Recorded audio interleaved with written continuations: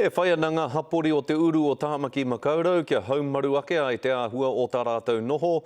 Whaimuri ho i ngā māhi e whakarekereke o ngā marama nei.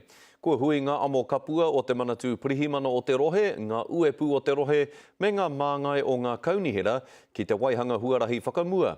Engari pēhea ngā whakaaro o ngā tāngata tonu o te hapori. Aneira a Manawa Wright. He rapu rautaki mō tāmaki ki te uru.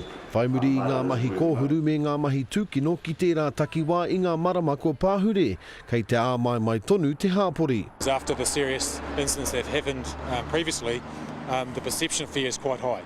So it's our job to work with the council and retailers to actually try and reduce that fare. And we've done that a number of different ways. The local board is working with our town centres.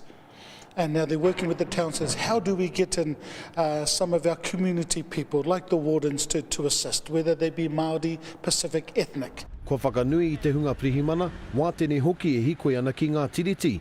Tuia ki tēnā, he mahi ngātahi ki te taha o ngā kai Pākihi, te poari hāpori, me te kaunihera, kia eke ai te wawata, kia mahi ngātahi. E hono ana te nuinga o ngā mahi tūkino me ngā mahi kōhuru ki ngā raruraru kei roto i ngā whānau. The majority of homicides that happen in this country are family violence related, so we're doing a lot of work in our family violence space, working with high-risk families to provide that wraparound support. He nui tonu ngā rōpu i aki kia tautoko hia rātou a pūtea nei ki te patu i ngā raru a whānau, ma te tarukino hoki. He oe ahakoa ngā kōrero hei tā te kaunihera he taki whenua nui tēnei, e hara i te taki kaunihera noiho. It won't happen.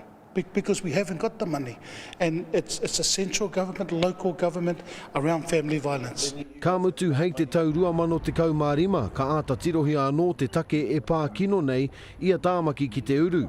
He oi i tēnei wā kei te hāpori whānui te tikanga. Manawa Wright, Te Karere.